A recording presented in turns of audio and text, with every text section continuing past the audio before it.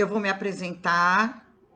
Eu sou a doutora Simone Alarcon, eu sou neuropsicóloga e doutora em neurociência do comportamento e venho aqui trazendo algumas lives com alguns temas que as pessoas vêm pedindo mediante as dificuldades que vêm passando.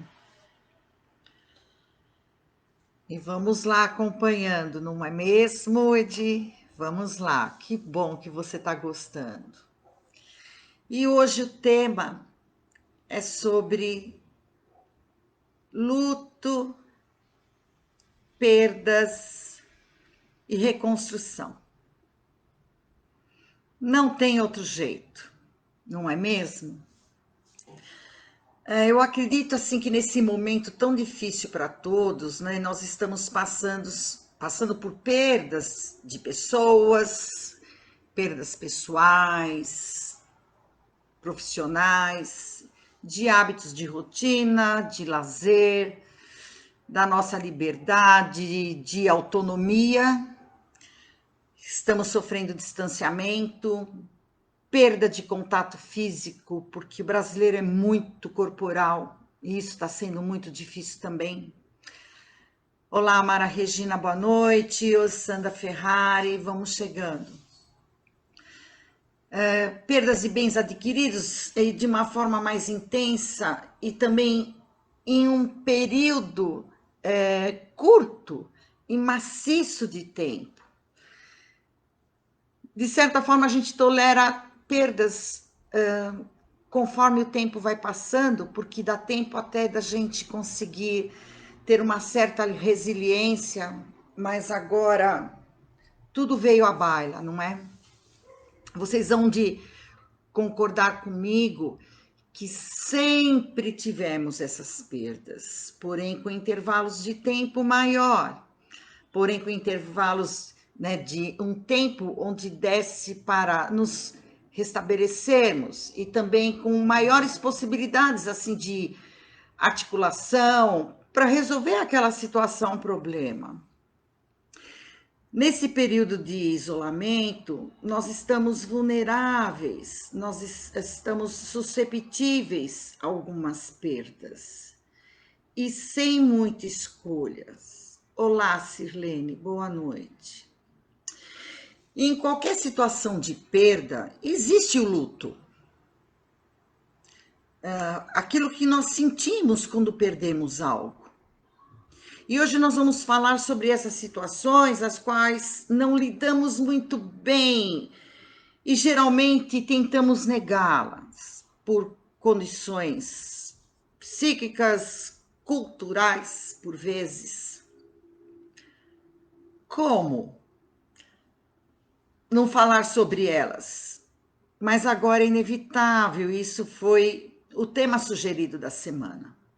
Nós vimos noticiários, nós perdemos pessoas, vimos negócios fecharem. Todos estamos muito tristes, estamos vendo parentes, amigos, conhecidos irem embora. E eu pensei em começar a falar sobre esse assunto, até que para assim, no desenrolar da live, possamos nos restabelecer, né, desse assunto que é doloroso, é denso. A única coisa que nós temos certeza nesse mundo é que um dia nós vamos morrer. E é muito difícil também perder pessoas. A morte magoa, até porque o amor o amor e a dor são duas faces da mesma moeda. Dói muito perder aquilo que amamos perder muito, aquilo que tem muito significado para a gente. E a gente sabe que é irreversível. Não tem muita explicação para a morte, independente da forma de como a pessoa se foi. Até porque o luto vai vir e ele é necessário. Aí o que é o luto, né? Como que ele se dá? É um processo que passamos frente a qualquer situação de perda, qualquer situação de perda. Fica mais evidente quando perdemos pessoas próximas, mas Ninguém gosta de falar sobre isso, é um tabu. E isso atrapalha a nossa experiência e também o nosso restabelecimento. Mas é muito difícil, além da dor emocional, o seu cérebro fica um tempo sem conceber a ideia. Boa noite, Rose. O seu cérebro fica perturbado e por um bom tempo. Quando uma pessoa querida se vai-se a pessoa e o papel que ela exercia na sua vida, na sua família, no seu contexto social. Você passa por um período de estranheza, porque tudo é inédito, tudo é inesperado e tudo precisa ser mexido, remodulado. As pessoas, quando passam por a perda de uma pessoa, ela sente coisas diferentes. Ela coloca certezas em dúvidas, olha para as coisas, para as pessoas, para o céu, para a nuvem, de uma forma inédita. Tudo ruiu. Tudo terá que ser remodulado. É irreversível. Não há resgate. E o ser humano tem dificuldade de lidar com isso. Isso é muito difícil. E isso é doloroso até para o cérebro. Ele entra em pane. Aquelas funções psíquicas de atenção, memória, da lentificação do pensamento, você tem alteração do apetite e do sono, desorientação temporal. Você fica lerdo, você perde horários, você mal tem ideia de que dia é hoje, veja como mexe em toda a estrutura cerebral. Você precisa recriar, né? E todas essas alterações é porque o cérebro, ele quer dar uma lógica ao ocorrido. E não tem lógica. É uma turbulência de pensamentos dentro da cabeça, é culpa, por vezes chegamos a escutar a voz de quem se foi, sentir o cheiro, são rastros de memórias vivas de uma vivência de longa data. Todos passam por isso. Mortes traumáticas, morte por doença, morte do novo, morte do velho. Passamos por tudo isso. E durante o período de luto, não existe um parâmetro para a extensão dele. Então é normal, tantos meses ou um ano é patológico. Não. Essas coisas, elas se dão de formas diferentes, até da forma de como que essa pessoa se foi, como que foi o contexto antes disso. Se a morte é inesperada, ou se a pessoa ficou doente por um tempo, e algumas implicações que vêm depois. Tem pessoas que têm que, por um tempo, ficar mexendo em testamento, em herança, em casos assim mais traumáticos, em investigação policial. Essa pessoa não vai ter tempo para o luto, ela precisa resolver coisas. Então, muitas pessoas, quando perdem um ente querido, ela precisa resolver coisas durante um tempo. E, por vezes, esse luto chega a vir muito tempo depois. Então, não existe uma regra. Cada condição é singular, cada condição é única. E o cérebro vai demorar para reaprender. Ele precisa de tempo. No cérebro, assim, na mesma região que se trabalha com perdas, é a mesma região que você sente dor. Por isso que isso está extremamente implicado. Nesse período ocorrem muitas oscilações, né? É preciso que o enlutado e as pessoas à sua volta Deixem ele flutuar em alternâncias emocionais. Ora de profunda tristeza, ora tentando se fazer bem, tentando se distrair, tentando espairecer, tentando se recolher. Ele vai ter aquele estágio do diálogo com a religião dele, que o confortará, e tem horas que ele vai estar muito bravo com os céus. Horas contemplativo, horas hostis, horas cantarolando uma música gostosa, dias de pranto, dias de querer rever amigos em algum lugar, tentando reaprender viver sem aquela condição. E a gente precisa deixar a pessoa viver o seu luto do jeitinho dela.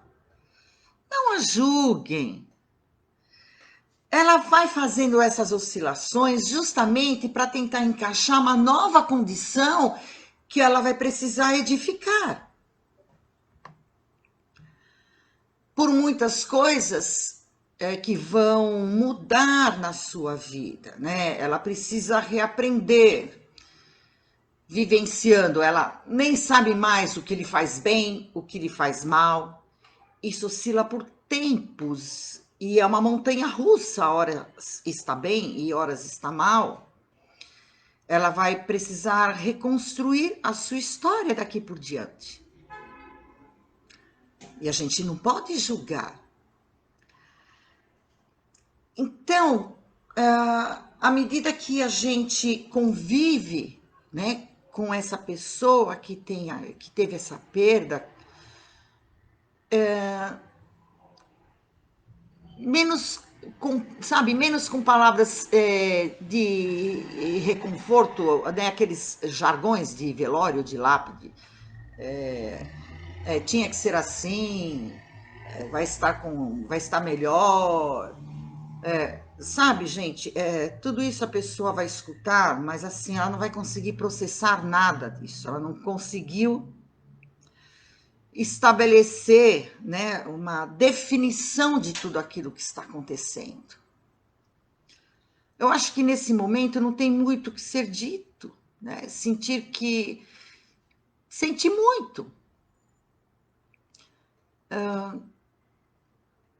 E talvez, né, dar um abraço, ela precisa se sentir viva, ela precisa de contorno dos amigos, dos familiares. Precisamos somente, assim, ter se conseguir se colocar no lugar do outro, porque nesse momento ninguém pode fazer nada. Mas mostrar que entende, tipo, falar, amigo, ó, eu entendo a merda que te aconteceu. Só que a sociedade, ela tem dificuldade de lidar com o luto. É um assunto proibido por vezes. Tem famílias que não podem se tocar na perda. E por vezes não te dão o direito de ficar triste ou de deixar você chorar. Nem por vezes ficar alegre, tentar resgatar o que sobrou na sua vida e tentar ser feliz e se apoiar naquilo que sobrou, porque sobrou muitas coisas também. Mas as pessoas julgam. Se ela está mal, é assim, nossa, como ela está acabada. Ou então, se ela foi lá, ela se maquiou, ela procurou sair, se encontrar com os amigos, fala assim, nossa, acho que ela está bem, né? Não é assim, gente. Desde que o tempo é tempo, né? A Rose está falando, minha irmã perdeu uma filha de 13 anos, passaram-se 8 anos e ela diz que nada mais comove ela. Pois é, Rose.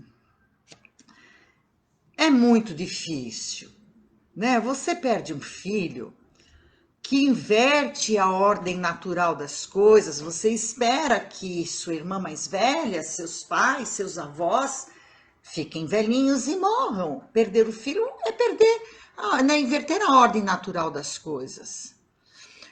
O que será que poderia acontecer que pudesse abalar mais que isso. E a gente precisa entender também isso.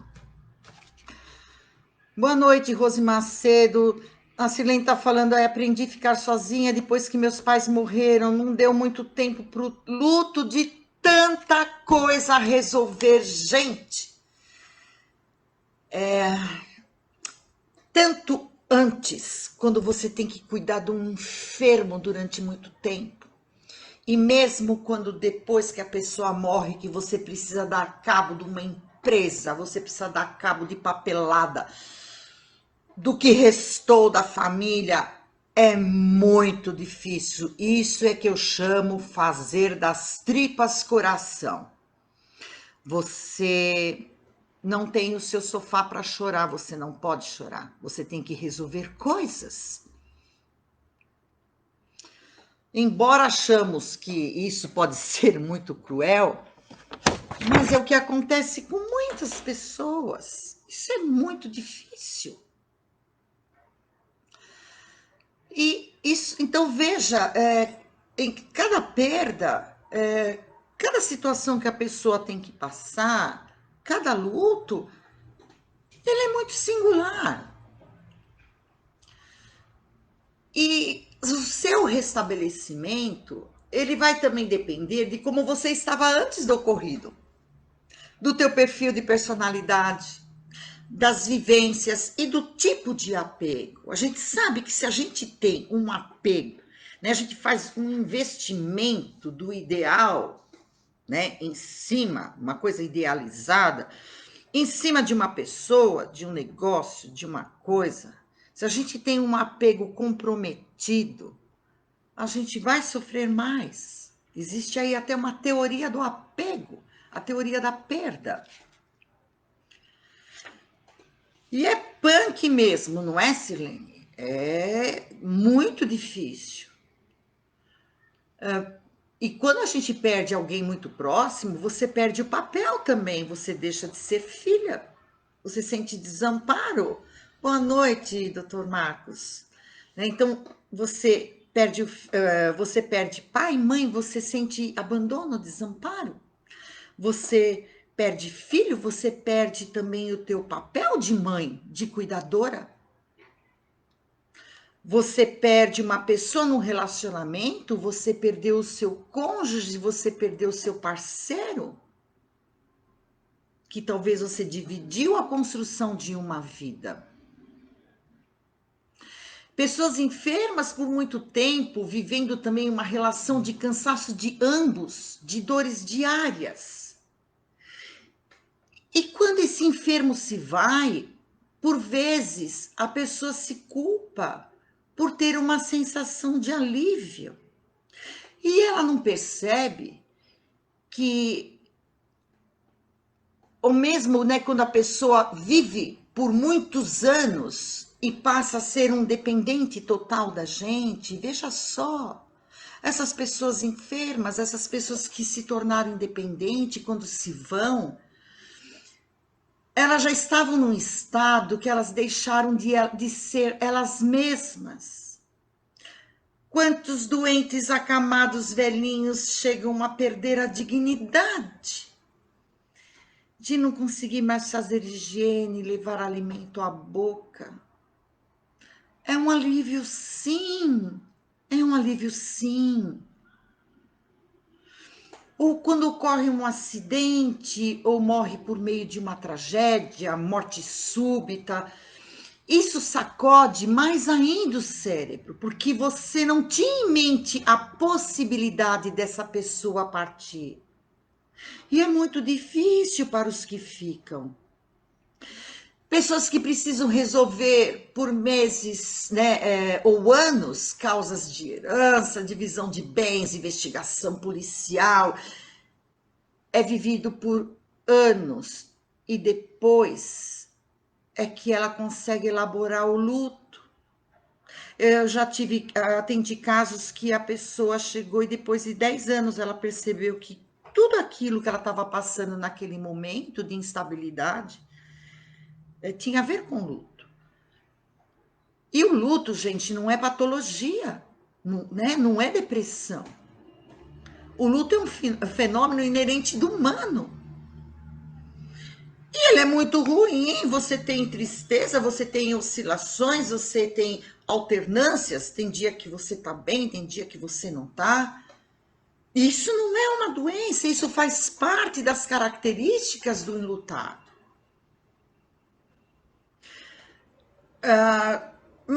Mesmo dentro, né, dos manuais de doença, embora tenha algumas considerações sobre o luto, a gente sabe que essa questão da depressão tem a ver também com aquela questão do seu perfil de personalidade, de como você estava antes da perda, de como você lida com as situações. Ele faz mais parte da pessoa que está passando pelo luto do que do luto propriamente dito. E isso precisa ser observado. Aí a Celine fala, vivi muito tempo, chegava do serviço, banho, janta e cama, não me dava tempo para pensar, porque senão você ia ficar louca. E toda pessoa tem essa sensação de que parece que vai ficar louca, porque o cérebro não consegue acomodar a partida daquela pessoa. Ele vai demorar para aprender, ele quer dar lógica e não tem lógica. E nós precisamos dar esse tempo. Nós precisamos dar esse tempo para a pessoa que teve a perda.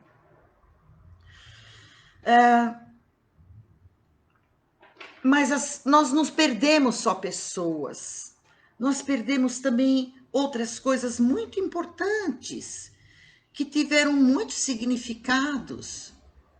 Né? Tem gente que fala, nossa, a minha loja é minha filha, a minha empresa é a minha amante, e a gente brinca um pouco com isso, porque foi muito investimento, não só financeiro, né? Nós fazemos investimento em ideias, de carga emocional, de planos, de estratégia, de projeção de futuro.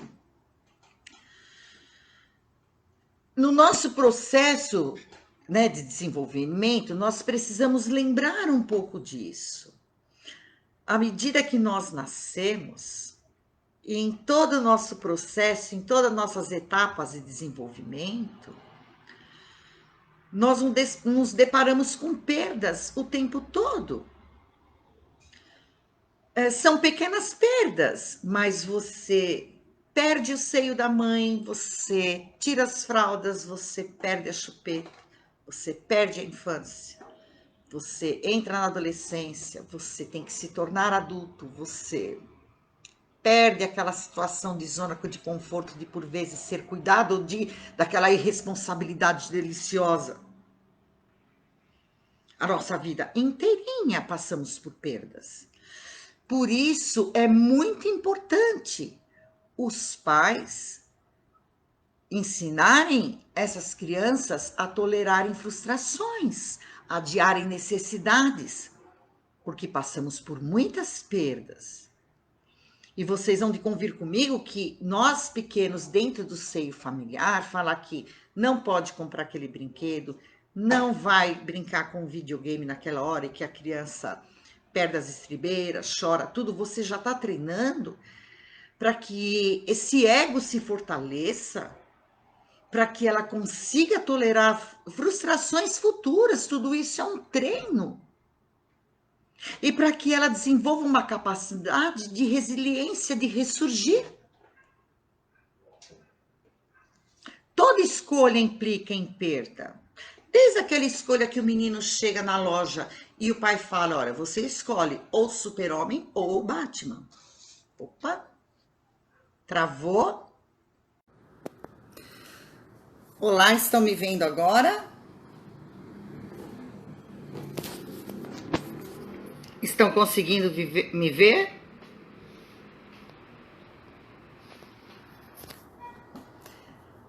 Tava travando. Tentei entrar pelo Facebook. Agora estão me vendo? Olá, João.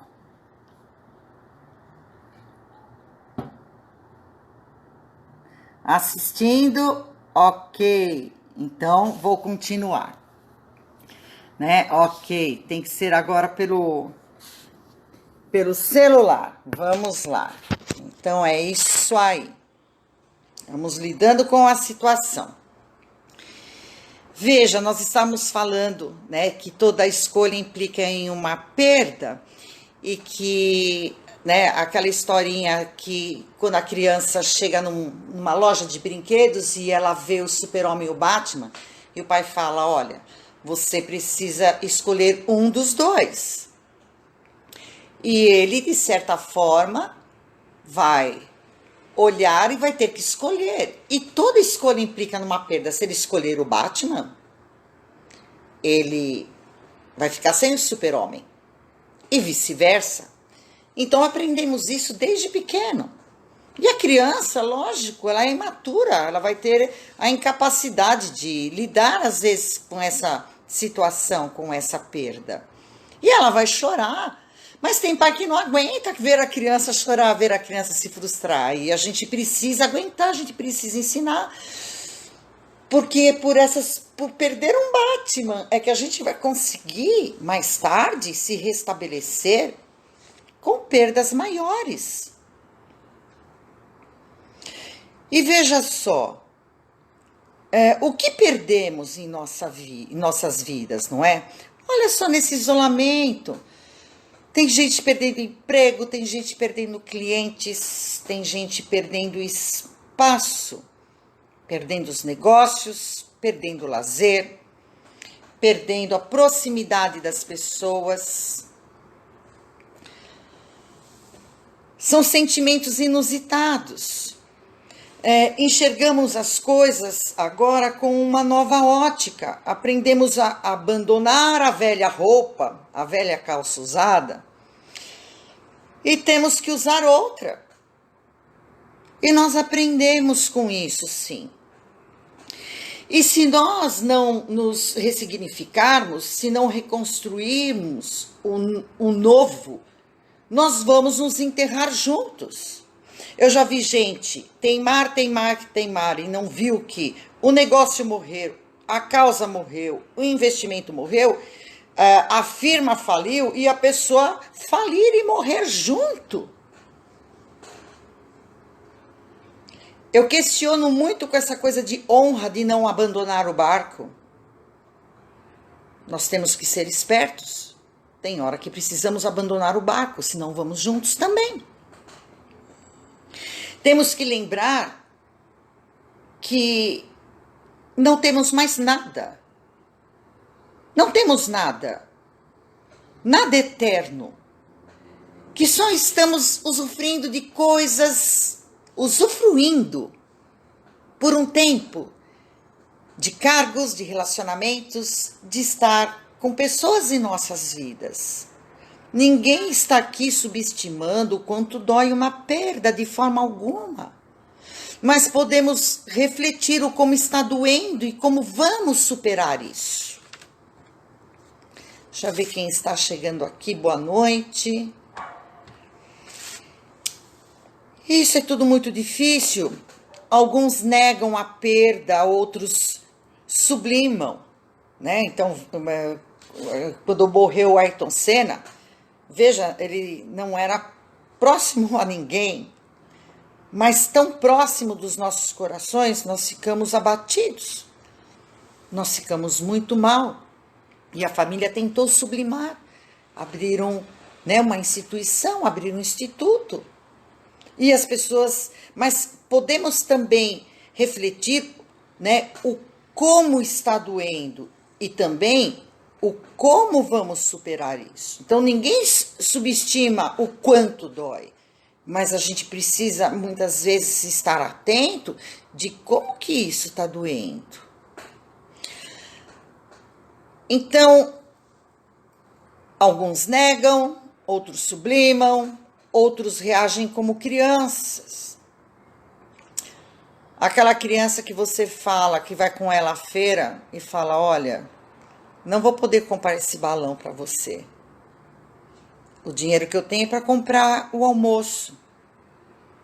E a criança pede, a criança insiste, ela teima. Aí chega uma hora que ela não tem mais recurso, ela se joga no chão e começa a espernear. E tem gente que passa uma vida esperneando uma perda.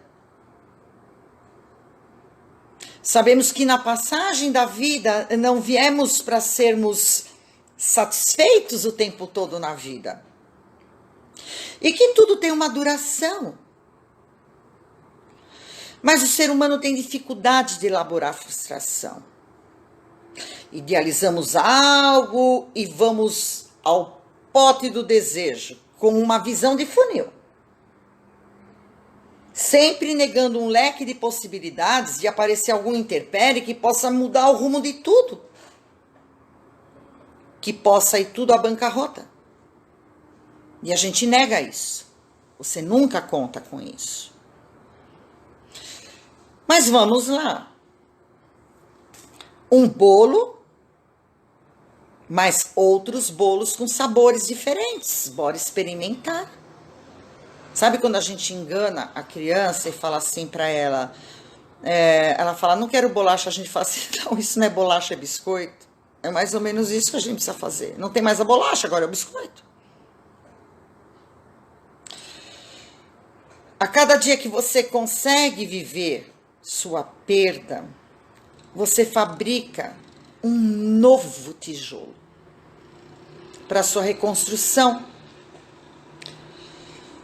com um novo formato. Não é um resgate. O que está perdido, está perdido. É uma nova construção em cima daquilo que você tem, daquilo que você vai criar, de usar a sua inteligência, de enxergar possibilidades. Até porque, por meio desse esforço, ocorre um apoderamento pessoal, fortalece sua capacidade de resiliência, fortalece a sua autoestima. E você vai precisar ressignificar a sua vida, é o que está acontecendo com todos. Tem gente batendo o pé, não, quando tudo voltar ao normal, não, muito não vai voltar ao normal, muitas coisas não vão voltar ao normal. Ocorreram perdas, muitas coisas não vamos conseguir resgatar mesmo. Pode começar a chorar, criança. E eu vejo empresários, donos de loja agora com essa retomada, negando uma situação de uma forma tão infantil. Chegando para funcionários, ligando e falando assim, amanhã você tem que estar na empresa. Veja, há 3 meses esse funcionário está trabalhando em casa, muitos deles, e as escolas não reabriram. O que eles vão fazer? Guardar as crianças na gaveta? As crianças não podem, muitas vezes, com os avós, porque eles podem ser portadores e podem ser riscos para esses velhinhos. A escola não reabriu. Mas os pais têm que estar lá no dia seguinte. Rolando o que em casa? Ninguém. Não tem empregada que possa vir. Não estamos fazendo contato com pessoas, porque a realidade estava posta desse jeito. Como que eu vou negar do dia para o outro e falar, vem para o escritório? Como que nós vamos lidar com isso? Essa semana foi uma chacina de pessoas chorando de não saber o que pode ser feito. A escola não pode voltar, a criança não tem juízo, a criança faz contato corporal, põe brinquedo na boca. Como que a professora vai lavar uma caixa de Lego para o outro usar? Não tem como voltar à escola. E como que esses pais vão voltar do dia para a noite, tendo se organizado em casa? Vocês sabem que as crianças estão tendo aula online, tem crianças que às vezes não dão conta de mexer nessas plataformas, nessas ferramentas, enviar coisas por e-mail, enviar coisas por um ícone da plataforma e a mãe precisa estar lá. Tem mãe que tem 2, 3 filhos. Não, a partir de amanhã vocês podem vir trabalhar. tem um monte de gente chorando aí. Mas você sabe o que é isso também? Dos lojistas, dos empresários, ou de quem, né, é o patrão. É não conseguir se colocar no lugar do outro. É não fazer um retorno programado. Ou talvez de dias alternados. De um fazer um pouco pelo outro. Até que se restabeleça uma condição que as pessoas e as famílias se organizem de outra forma. Mas no Brasil tudo é jogado. Jogam cloroquina, jogam um monte de leito, tudo é jogado. Tudo é jogado. Esse retorno, ele também precisa passar por um processo. Mas tem pessoas que não têm tolerância à frustração. Né? A Nayara pergunta, eu retirei a Valentina da escola esse ano, não temos previsão de retorno. E eu não vou arriscar a vida dela por conta disso.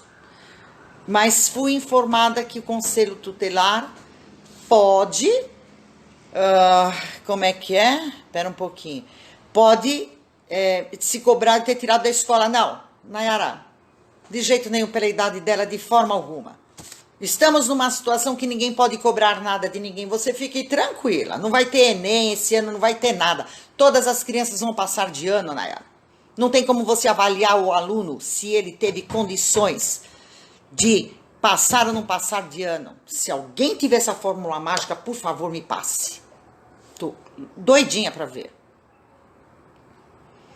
Não tem como, gente. Não tem como. E o que nós vamos fazer com essas crianças? É tudo muito difícil. E as pessoas querem porque querem, igual criança. Não, eu quero todo mundo amanhã aqui. Veja a falta de capacidade de tolerar frustração, de se colocar no lugar do outro, de entender as perdas do outro, de entender as dificuldades do outro. Ele quer. E isso está vindo de cima para baixo, né? Nós estamos sentindo isso. Tem pessoas doentes em casa. Às vezes cuidamos de pais velhinhos. Às vezes passamos...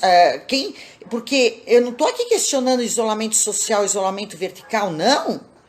Cada um tem a sua necessidade, cada empresa tem a sua necessidade. Não tem o que discutir isso.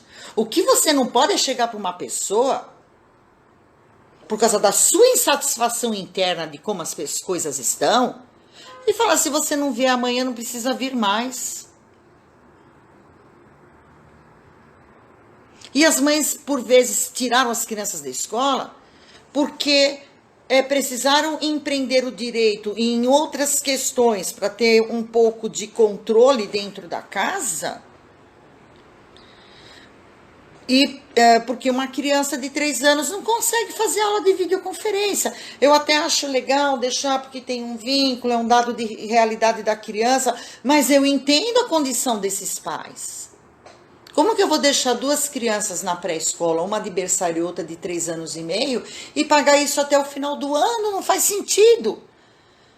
E a gente tem que entender a posição da escola, entender os professores e funcionários da escola, a gente tem que entender esses pais, a gente tem que parar de bater o pé igual criança e fazer o que a gente quer. Que criança feia! Então, vamos pensar nisso. Né? Eu acho que a grande dificuldade de todo esse isolamento social foram não saber lidar com perdas e não tolerar frustração, não adiar necessidades. Tiraram você da zona de conforto. Eu sei que isso é difícil, mas não será a última vez. Acorda, criança. Você precisa ressignificar a vida. Nós estamos num contexto mundial de precisarmos ressignificar valores, perdas, se colocar no lugar do outro. Quem não enxergou o recado, sinto muito. E você precisa conseguir lidar com essas coisas. E saber que essas coisas que você perdeu, elas deixaram recheios, elas deixaram histórias, sensações de coisas que a gente não pode ter mais. A gente não pode ter mais um abraço, mas a gente não perdeu a sensação do abraço.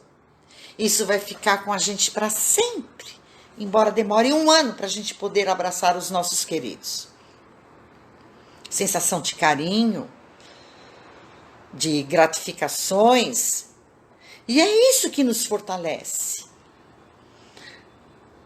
Nas nossas perdas, nós também tivemos os nossos ganhos, e a gente às vezes não enxerga isso. Ok, perdemos, mas coloca na balança o quanto que ganhamos com aquilo que precisou ir.